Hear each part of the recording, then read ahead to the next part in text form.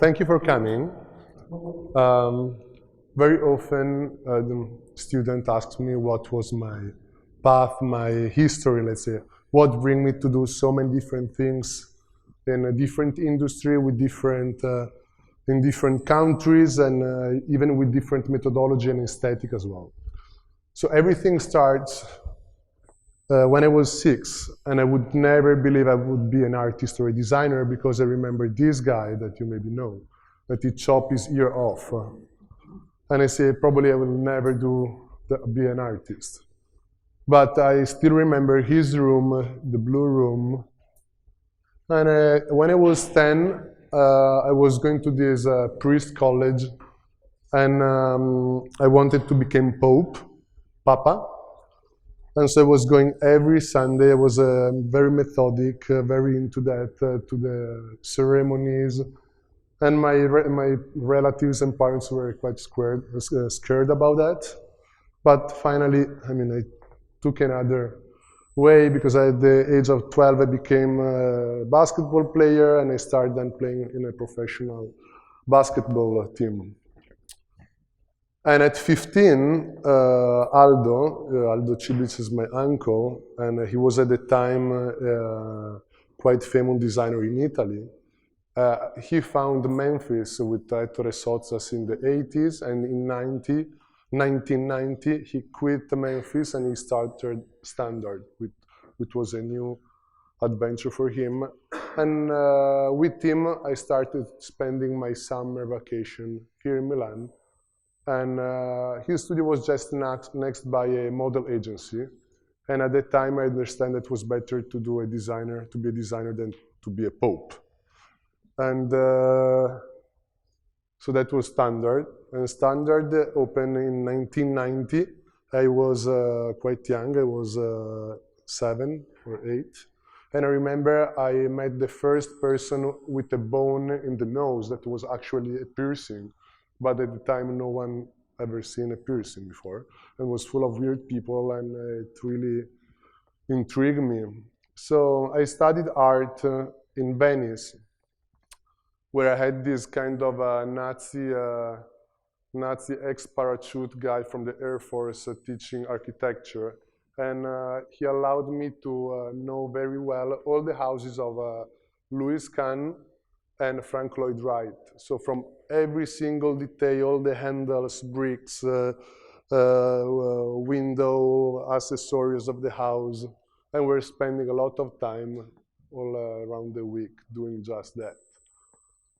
And then when I was 18, I moved to London. You know, in 2000, there was this big wave. Tony Blair invested a lot in art. And so the way to make it the new national branding after the 90s, when they invest a lot in music. So there were all the era of Blair. I don't know if you know all these like bands from the 90s. In 2000, the British Council decided to invest in art. And so from that moment, the Brit art from UK became very popular. And you maybe know Damien Hirst. These are Chapman Brothers, Ron Mueck. And then I came back to Italy and started working at my uncle's studio. And that was the moment that I understand that I would never do architecture.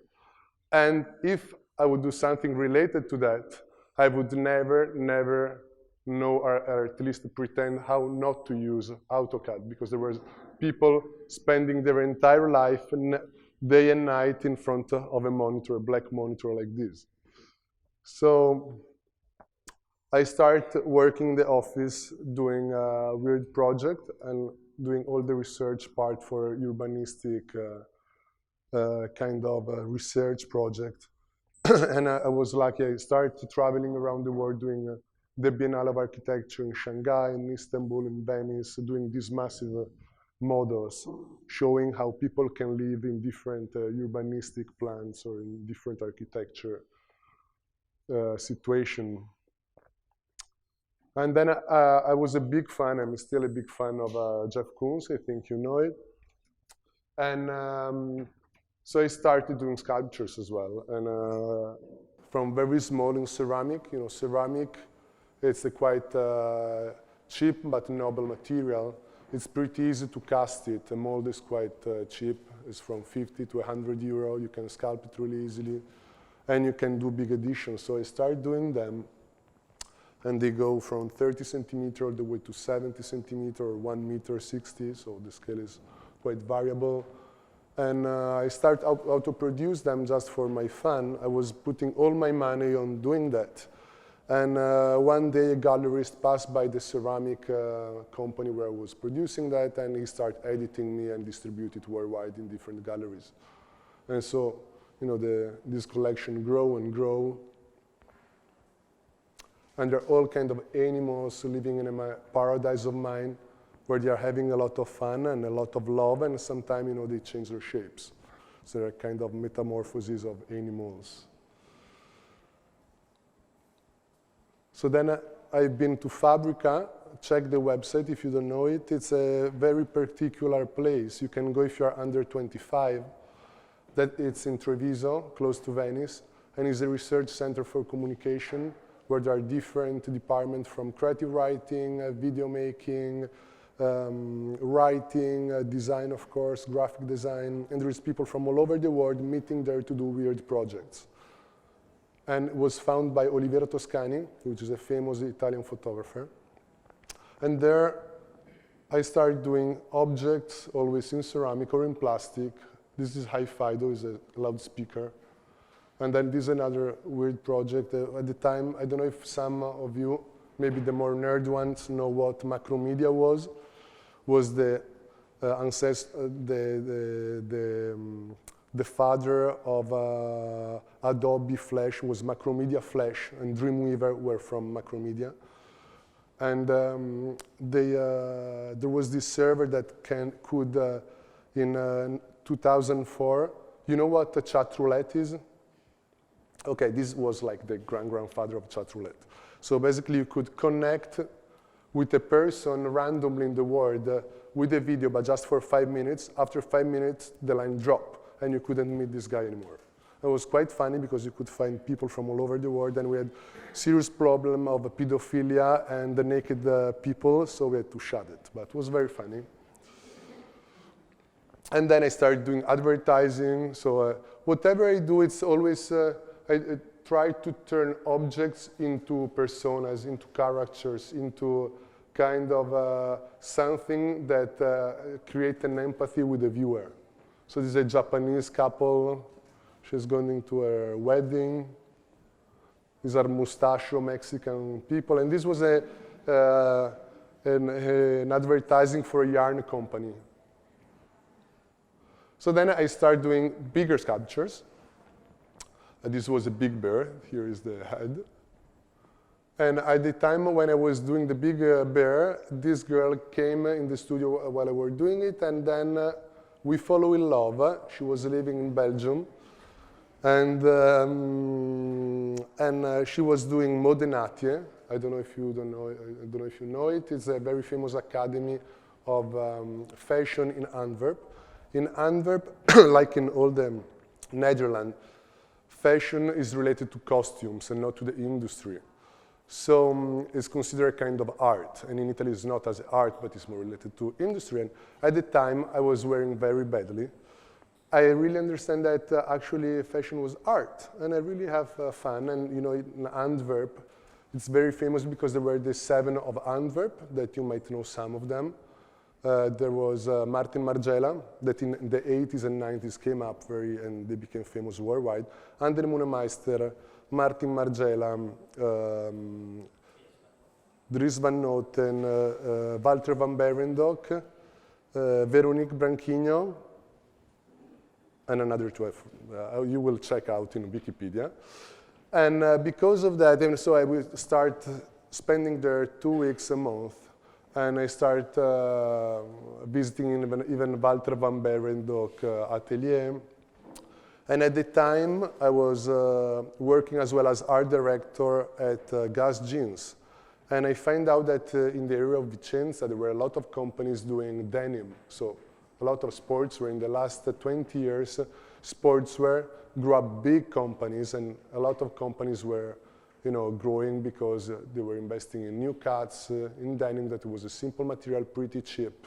with all the stonewash and all the invention about stonewash were basically created in Veneto around the Vicenza area, because we have Diesel, Gas, Replay, and most of other brands are from there of denim. And I say, how comes that many small companies that produce tailored trousers are closing down? Because they never reinvent themselves for a young market. So we say, okay, let's do something that we can produce here, super tailor-made for a very niche market in a way that no one is going to copy us. And so we started doing suspender trousers. So trousers with the same fabric, that had the braces, the suspenders with the same fabric of the trousers. And we started doing just 10 per month for friends and very exclusive clients. And we started flying around the world to do these trousers. We were published in Times Magazine, in all the magazines worldwide. It was super cool. And so we had the weird idea to participate to this competition, which is called Who's On Next by Vogue. And in order to do that, we had to do an entire collection. And that was the communication of the brand was called 10 times A, like 10 little trousers. That was quite hard when you were calling your clients or your supplier, because very often they were shutting down the phone. So think better think very well the name you're going to give to your company. So we decided to call it 10A, and actually it didn't work, even 10A, because in Italy we have the highways that are called A4, A6, A, so everyone was calling it A10. And as well, worldwide, everyone was calling A10. I don't know why, just when you do a naming, just double check, with some people.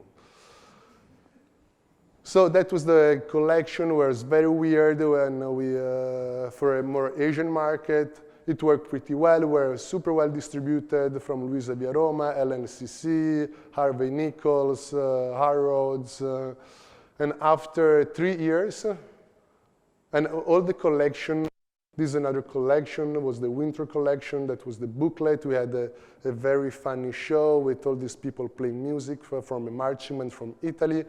This guy is a very famous singer player from Togo, and there was this music from Togo mixed with a marching band from Italy, and here are all the song, all the lyrics of the song.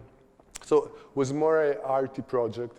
And after 4 years, I nearly collapsed. I had nearly a heart attack and say, okay, not anymore fashion. So from that moment, I'm out of fashion.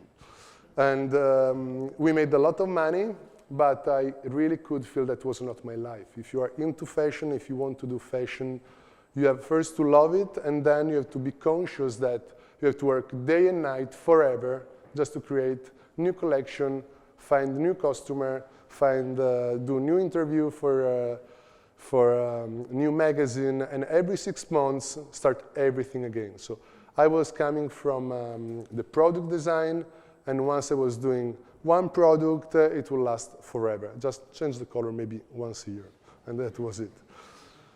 Here, this business was much faster, much more profitable, but was not within my character and my persona. So I found it very stressful. Every 6 months, you have to find new fabric, new material, new models. You have to go to fashion show, to do PR with very ugly people and very asshole people. And so I say, no way. I want just to work with nice people and people I like. So at the same time, of course, I had as well to earn a bit of money. So I was a design director for this company in Milan, this design studio called April. And I was in charge of the Fura design stores worldwide and the National Geographic stores. And these were very weird stores in which you can find different activities inside, from newspaper kiosk to travel agency to like this special cabin where you can try windproof or super windy or super cold atmosphere jackets.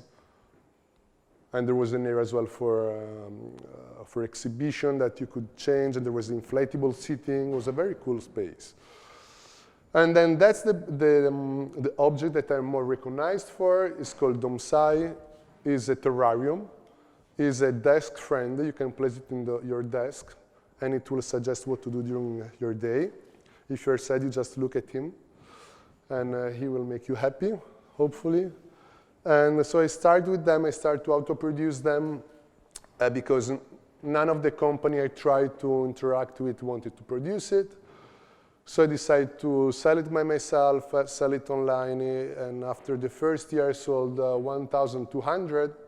And so the year after, I went to a company and they accepted. So now this is that time, Bosa Ceramica are producing and distributing them.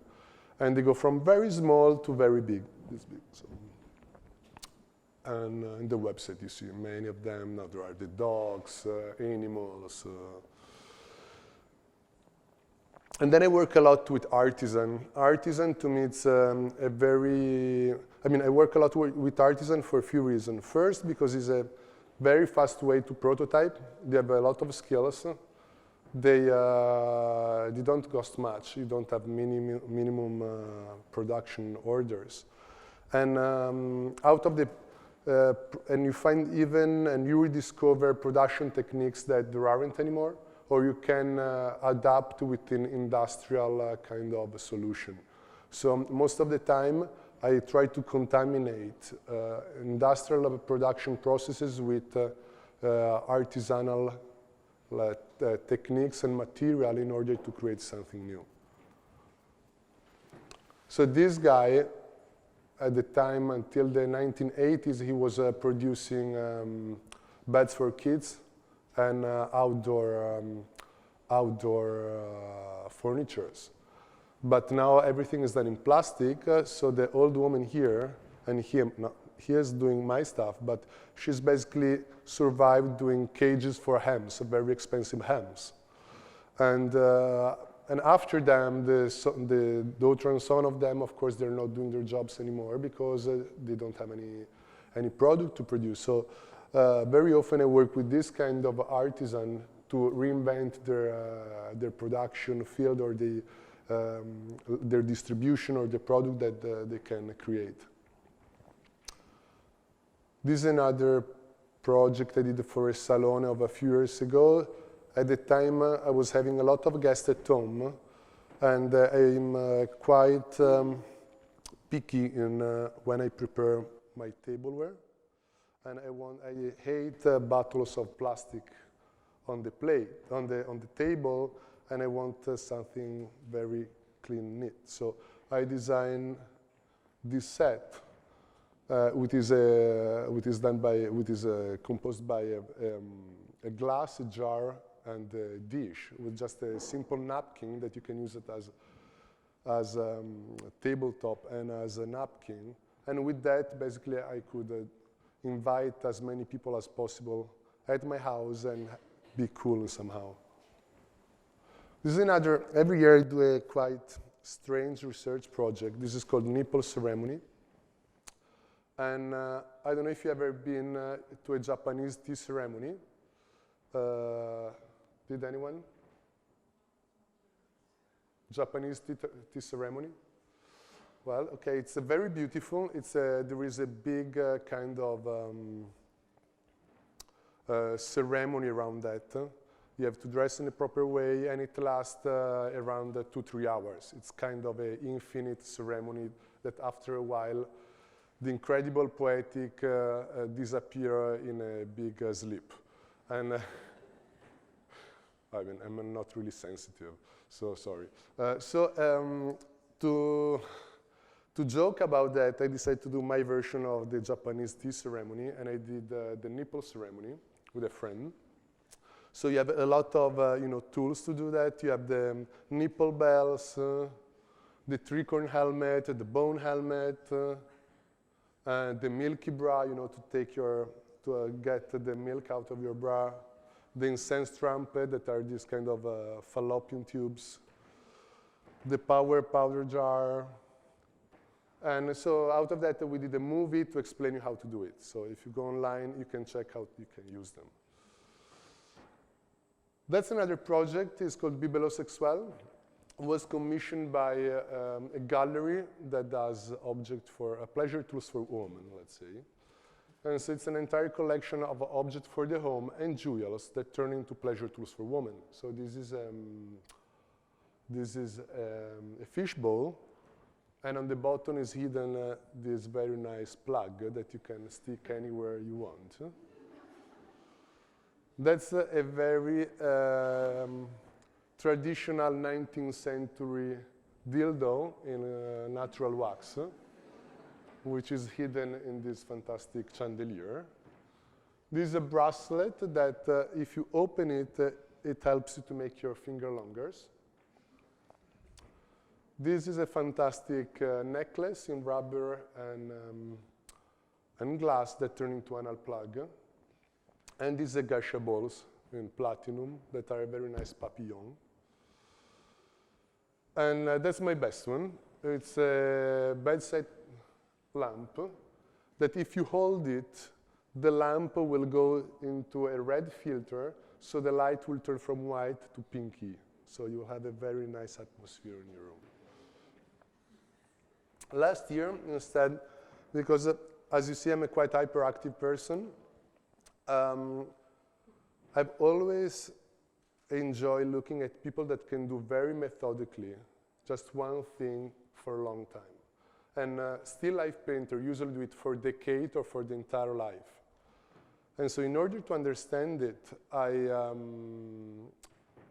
thought that, you know, there should be something that bring them to do it. And my idea was that they were basically doing a theater set in which they were placing their bottles and the potteries as if they were characters or personas, in a way that they can interact between them, and you know, the painter seeing them a kind of small comic or a scenery or a kind of landscape. So because we are a human being, whatever we see it as zoomorphic or anthropomorphic.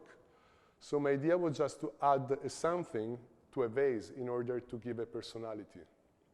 And these are vaso naso. So last year, every day for 1 year, I've been doing a vaso naso, a vase with a nose. And I was putting in my Instagram, in my website at 12. And the first one that was getting it, it would receive the day after by mail. So every day I was delivering worldwide a vaso naso. So there are big collectors of vaso naso worldwide. Almost all of them are gone. No, all of them are gone. And during the year, I film and I take picture of all the composition, and in order to understand how you can really get involved in that. And I have to say that I'm really not a person that, as you can see, it's very contemplative or very into karma, yoga, or any kind of contemplation or things that slow me down. But these things make me very happy and let me find my kind of aura of karma. So if you are like me, that's a good practice. Then I start producing as well very different projects and objects for galleries in glass, brass, fabric. That's a special fabric project I did for a fabric company, designing these weird, furnitures. So I designed everything from the fabric to the objects, and that was kind of Art Basel kind of project. Then 3 years ago, I was involved with Expo, and they asked me what was missing in Milan for Expo, and I thought was really missing entertainment for family, that in Milan there aren't many, and then gastronomic souvenir. So in Milan, basically, you can just take panettone, which is a seasonal food, and it's too big to carry in your luggage, or alcoholic, spirits, but you can carry it with you with your trolley. So my idea was to create a cioccolato milanese, which is a very small but very expensive chocolate for a very antique tradition. So I made up this story that I found out from the 1756 when Federico da Lodi, a master decorator from the Duomo factory, was complaining with the wife because the sculpture, while they were sculpting his figure, his monsters on the top of Duomo, they were not reproducing it properly. So the wife that was working for this rich Milanese family that was importing chocolate from Spain and Americas, bring him home cocoa butter, and suggest him to do small models with saffron and to give them to the sculpture guy. And only when they reproduce it properly, they could eat it. So that's the story of Cioccolato Milanese. And in order to sell it, I had to find a place which was very close to Duomo, because in order to sell this product, either you go to a very big brand or to a very traditional and heritage place. So next to the Duomo Museum, there is Giacomo Cafe. And after 1 year of research in which I recipe all the biscuits, chocolate, ice cream, hot chocolate, cakes, I went to Giacomo Bistro and I sold the project, and they really like it, and we did it. So it was, and before to go, I had to be very sure that it was fitting with their business and with their positioning. Here it's not working, but the picture, but we have another picture. So this is the headquarters of Telecom Italia in Rome. There was a competition with the 3 other artists, and they commissioned to cover the entire building that is 120 meters by 60 in Euro, which is the south part of Rome. And the idea was to represent a telco company today. And today, a telecom company is untouchable, unseeable, because we don't have any more phone box, no more cable on linked to our phone. And so the idea was to make it transparent, translucent, iridescent. So I found this company that could create for me this special fabric, this textile, with a special yarn that could be reflective, mirroring, super light, but the wind could be wind efficient, because the wind on the top here is pushing 160 kilos per meter square. And at the same time, it had to be reflective, but not too reflective, because 1 kilometer from here, there is a Fiumicino airport and a very big highway that is coming just in front of this building. And all the project had to be done in 3 weeks. So it was in Rome, that is not the more easy town in the world where to do kind of bureaucratic things. And in the night, the 3 letters TIM was glowing as a breath. So, because whatever I do has to look like an animal. So that was my animal. And later I'll show you something more about that. And then here, this more retail weird stuff. In Excelsior Milano, here there is the parfum area that they ask us not to touch the very ugly pink walls. So I decided just to cover them with a very sparkling fabric that looks like a palace. So you can see the boiserie. It's very kitsch, I know. So I designed everything. And here the idea was even to create a special scent experience bowls. So all these glass domes with weird shapes have inside them oil scent, and you can smell it. And it's a new way, to try scent.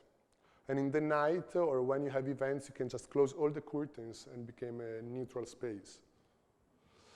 Then 4 years ago, while I was doing the Simple Lunch exhibition, a very funny guy came into the space while I was setting up.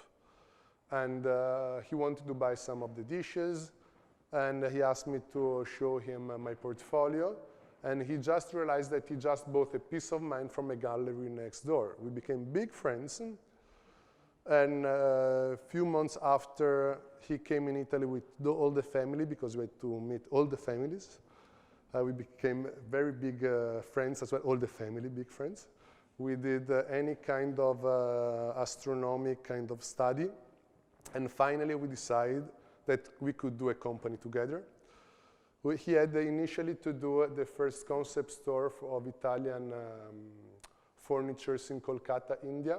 He actually never opened it, but we opened the first luxury company from India. And so I said, come on, tell me a brand from India known in Europe. And I say, oh, there is not. And maybe Tata, but it's not even selling in Europe. So we say we have to be the Sony of Japan or the Alexander Wang of China. So we have to be the brand that show to the world that India can do the most amazing furniture and the most amazing craft in a very high quality, distribute internationally with an international style as well. And so the idea was to create a kind of timeless objects that you can't really find when they were created and where, so you can find the kind of graphic from the Pompeii era, from the Roman time all the way to Pisa, Florence, but as well India. And they're all produced with the inlay of resin that it comes from the tradition of an inlay of horn and corn from India. And the lamps instead are produced in Italy, but with an Indian touch. So I start from the calligraphy, the Sanskrit, and turn them into plants. So the bulbs, which are in glass, they're like flowers or fruit. And this is another company called Bonotto that had to be sold to Zegna Group, and they commissioned me to do a brand extension of their brand, so to design fabric and the furniture in order to show how their business could grow bigger. Okay, so any question?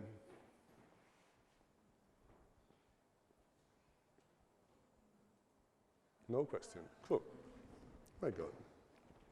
Anyway, in the website, you can see much more videos, things, projects. So, I want to talk to you about opportunities. Because a lot of students come to me and say, no, but there is no job. There is crisis. I'm very sad the computer is going to bite us. Artificial intelligence is going to steal our jobs.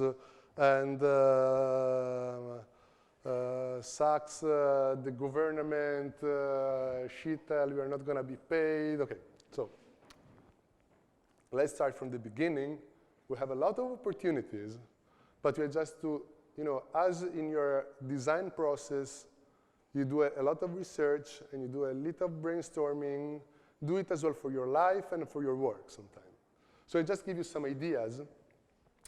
Today, because of that, we have all the tools to have a multinational in here.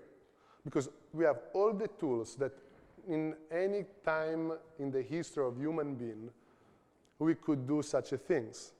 In here, we can have 3 secretaries, a logistic department, an invoice department, 3, 4, 5, 6, 7, as many e-store you like, without having any employee.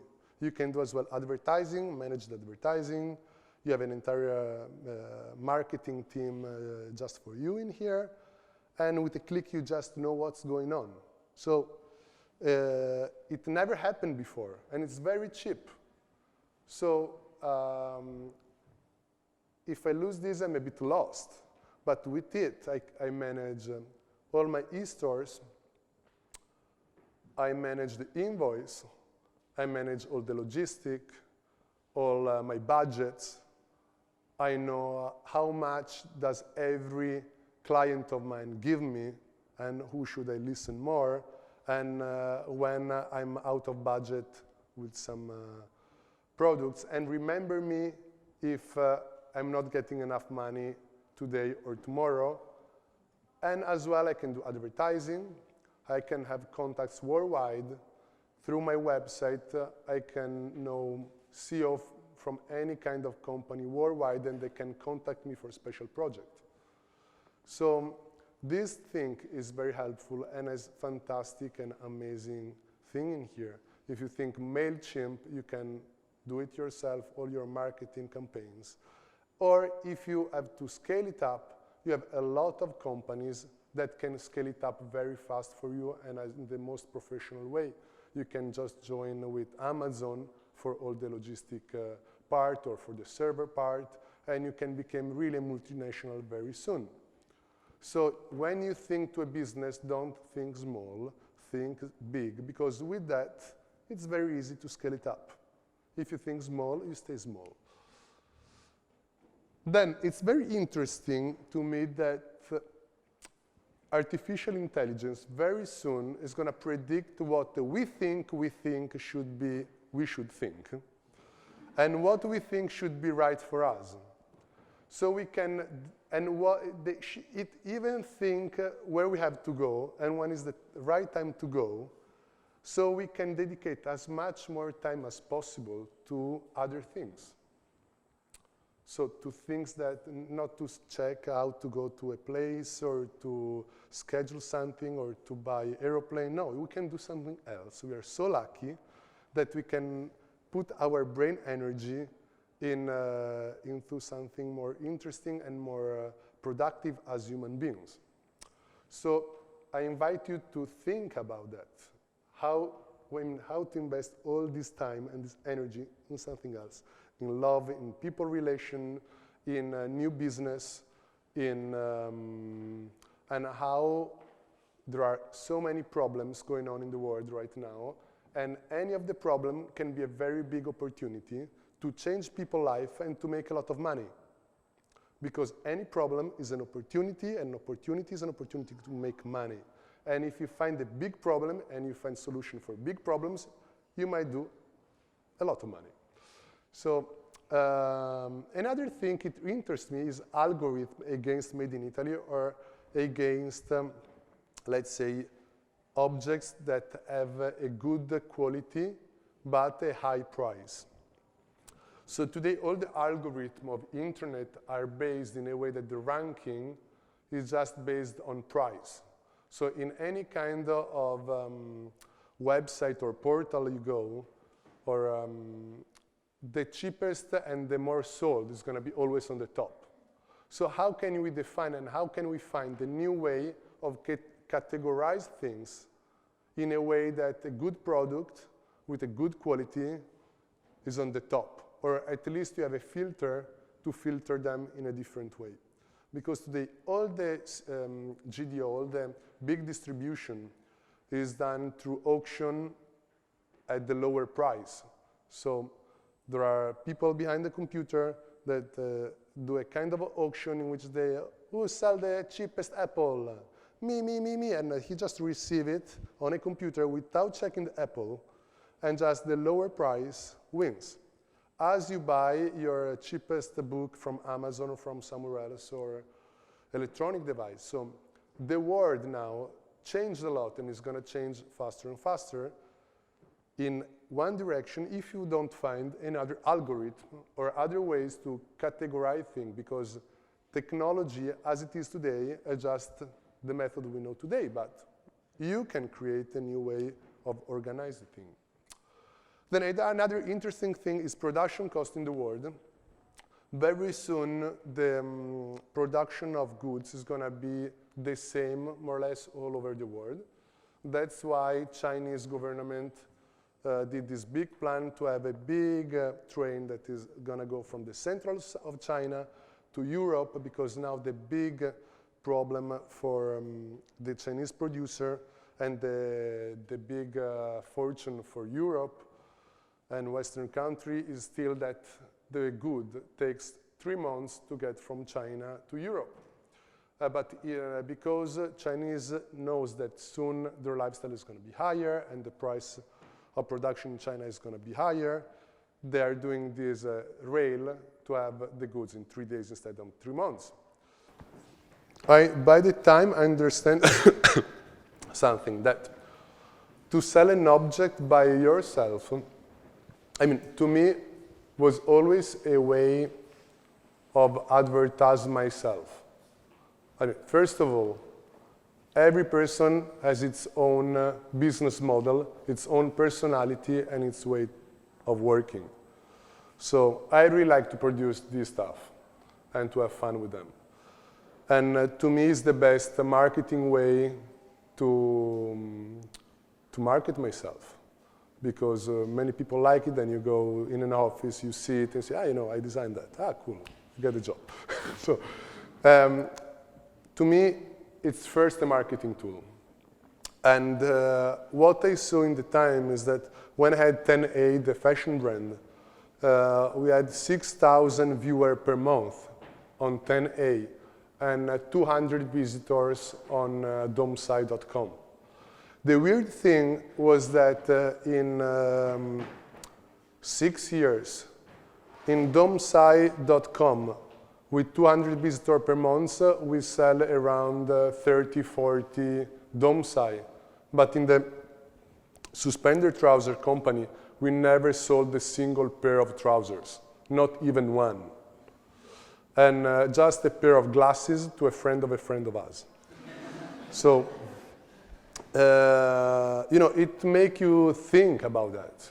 So why? I mean, every morning I was thinking, how comes that we have 6,000 visitors, we are super published with 10A, distribute worldwide, then domsai, little visitor, and we sell so much because it's an accessory.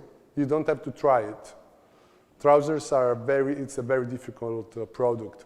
You have a fitting, fabric, you can have a big butt, small legs, long leg, and then they were expensive as well. They were 300 euro. The shirts as well were 200 euros. So price matter a lot, and the possibility of of getting the right product at once and not having delivery back and forward.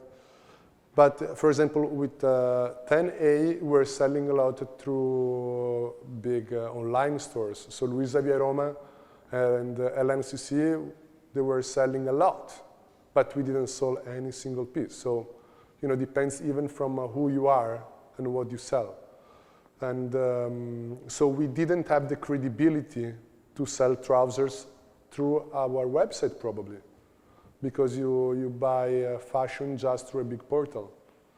And objects have to be somehow iconic, and if it's hard to find them, people just go and buy it from you.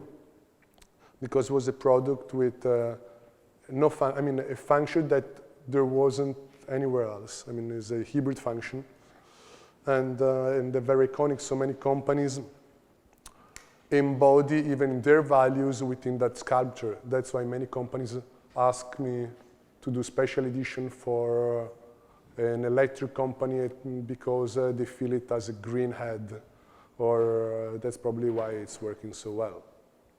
First of all, there is no strategy. 9 points, no strategy. No strategy. The strategy is this one.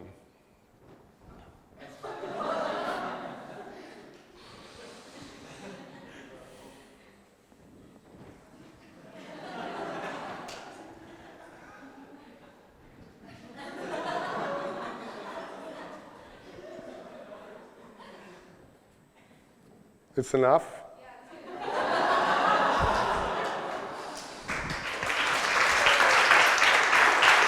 Well,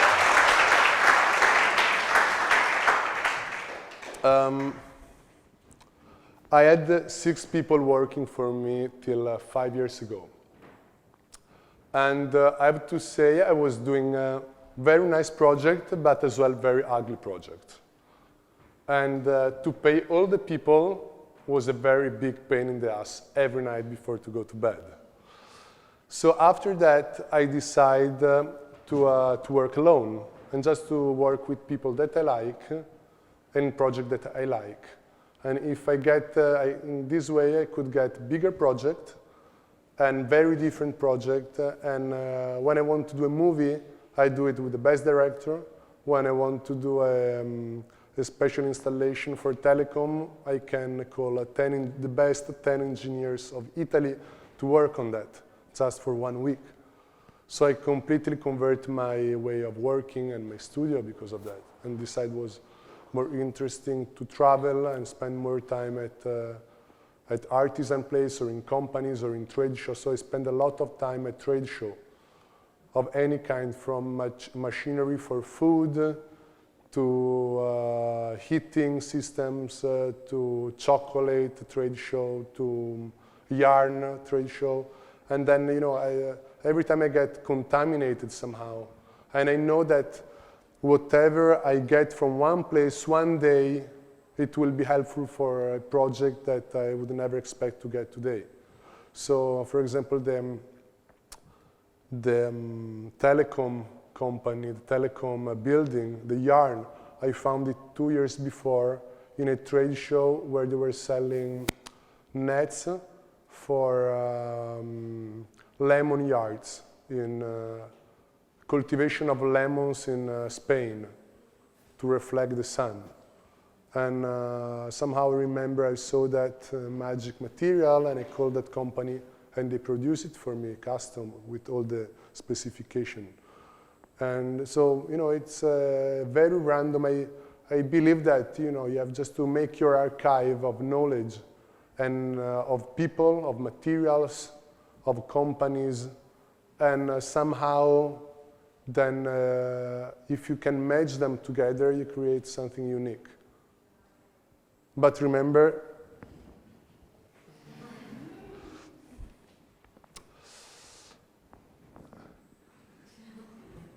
you don't need it to smile.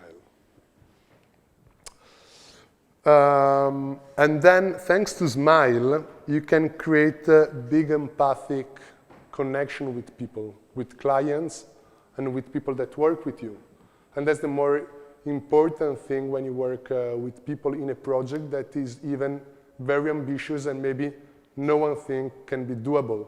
So as more undoable is a project, as more good you have to be to make people believe that you're really into that and you're really believing that project. And that's the first thing that any investor from the high-tech world to any kind of industry see in a person when present a project.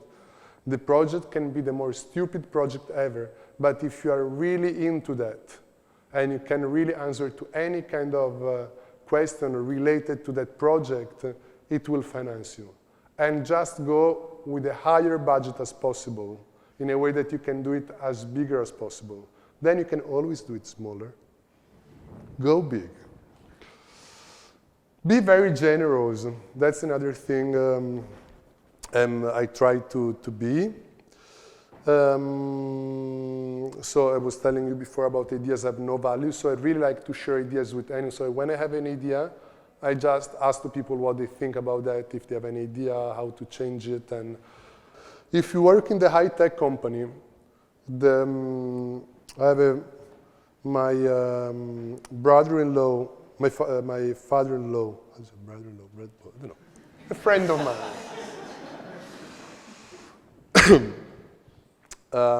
He spent his life in planes, going to US, Singapore, or anywhere in the world, signing non-disclosure agreement, discovered that he can't talk about what he's doing because there is something similar to that, and his work in the high-tech field.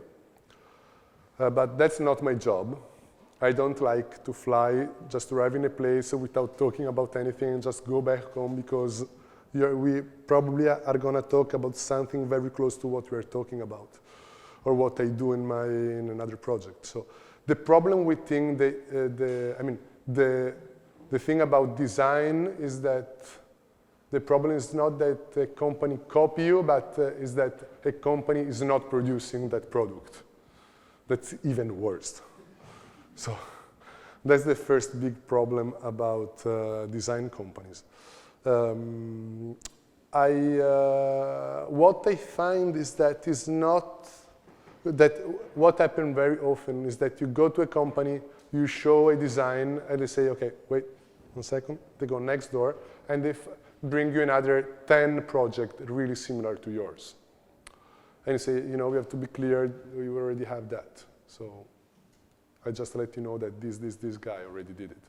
And this happened because today we are in a very, we live in a very boring world in which all the people have the same references.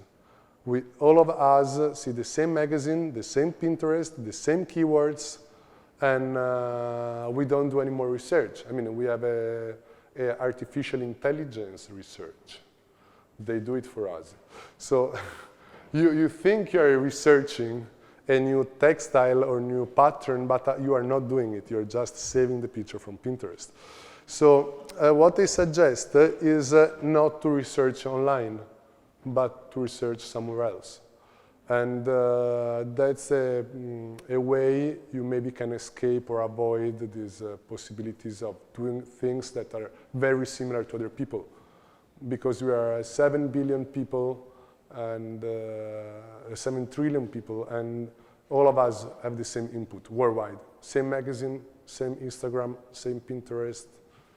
And I invite you to find different paths of research.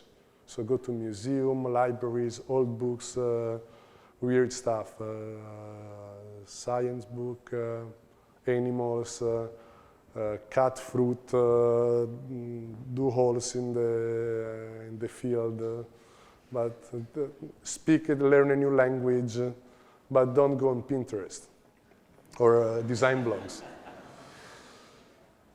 Okay. Secret will not make you grow fast.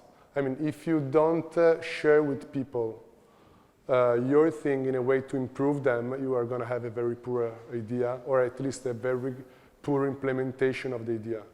So it's very important that you share with people that maybe you trust. If you're scared of that, you can sign a non-disclosure agreement. That's a way. And but you need, a lot of sharing, especially with senior people that can give you very insight from the industry, from a marketing point of view, from a production point of view. And then share your ideas with people to fine-tune it with people from the industry, but don't forget to make a test with your grandma.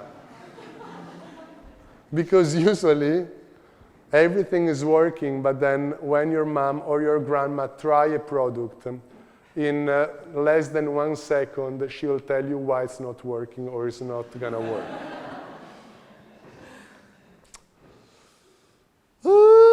Okay, we say that, yes. You know that. Yeah, then remember, whenever you go to someone, you can give them something and they can give you something. And together you can find a win-win situation. In a way, both of you are gonna earn double, triple, or many more times. So whenever you think to a partnership, think about an implemental partnership. Not something, hello, I give you 1, you give me 1. I give 5, you give me 5, we do 25. Or there is somehow an exchange, because many times you can have as many money as you can. You can even have the best investor ever. But if you don't have the right people, you don't do a successful project. So it's more about having the right people on board that really believe in that sometimes, that make a difference. And then when you go to presentation, be very prepared on what you're presenting. You have to know very well the industry, very well the company you're presenting it for. Maybe it's better before to go to them, know people that work at the company or in somehow deal with the company, knows the owner, or know the people that you're gonna talk to, because from that you know how to do a presentation just for him or for that company in that moment of history, in that moment of production, for their marketing, for their idea they have in mind. Because probably, you don't know that week they are looking, there is the owner of the company that is really into something, and he really want to develop something, and you arrive in the right moment, and if you change your project a little, he will take it straight away. What they see today is that a lot of young designers don't know how to use their hands, don't know how really to to design, to do a sketch, or to model making, to do a small model with clay, with paper, to prototype stuff. And everything, how is it made? 3D printing. Okay, well, and then, I mean, there are not still industry that 3D print everything. I mean, how is done I mean, you should have a little of understanding how production works. So it's very important that you get into industries, companies, but even from at the very early stage, even to artisan and craftsman workshop, to understand how the basic production techniques works, how the machine works in a way that you can design a very cheap product, for example. And because when you go to a company to produce a product, if you go there with a prototype and you already how it's done, with which production technique, with which material, and how much is going to be in production, you sell it straight away. Because the biggest problem for companies is to do the R&D for a project that you bring them. But if you bring them already the development of that, their job is done, you know. So, but in order to do it, you have to find either the right partner company that help you developing it, or you as well, you have to develop some skill about that, you know. You have to know supplier, you have to know how a mold is done, how much is a material per kilo, in order to know how much is going to be a chair. I mean, a Rhino or any like computer will tell you which is the volume, but then you don't know how much it's going to be. And then it's quite important, I think today especially, know how distribution works.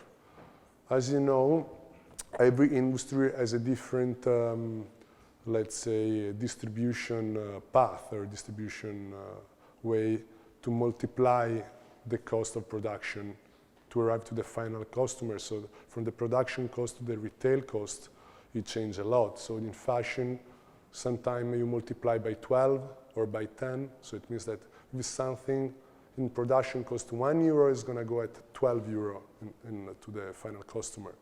It means that when you design a bag or you design a jacket, if you add one more button that costs 50 cents, it's not going to be 50 cents for the final user, but it's going to be €5 or €6. So whenever you design, you have to think about if are these €6, does this button value €6? Does it small thing in the chair value €10, €20 more? How can I make it as cool as it is in a cheaper way? So the work of the designer is that, today especially. So in fashion, you have a multiplier of 10, 12, and the furniture industry is 4, 4.5. Sometimes 3.5 is a very poor market. In accessory can be 7, perfume is 14. There are big markup, but then all the money are invested in advertising. So it means that you have to plan, you know, to do a very cheap product, but you have to plan a lot of POP very well done, because there is a big competition, of course, in the POP on the stores. So if you plan to do let's say a glasses company, you should know it. And it changed a lot from a designer perspective. The idea of 10A, of AAA, was to create a mono product. So one trouser, or with 2 or 3 fitting that will last forever, and you adjust to change the fabric. Very simple. I say, come on. Levi's has 501 that lasts since 50 years, 60 years. I can do the same. But at that point, I didn't know the distribution, because the first year you can sell it, the second year you might sell it again, but the third, not year, the first season you sell it, second season you sell it, the third season, the buyer from the fashion store are going to come and say, come on, we already sold it for 2 seasons. What's that? I mean, we're not going to buy it, it's boring. So no, but come on, it's a It's a brand based on a pair of trousers that has that cut. Yeah, so we want fresh stuff every 6 months. And it's not enough the fabric. So in order to do money in that distribution, we had to do a lot of models, more than 50 models, and to start doing total look. And so we convert the business model from a mono product into a big collection, and is there where I completely fucked up, because it was not my business, you know. So that's why I was telling you that it's very important that you know the distribution before you get into a product and a new brand and the distribution. Thank you, Matteo, for your advices. And for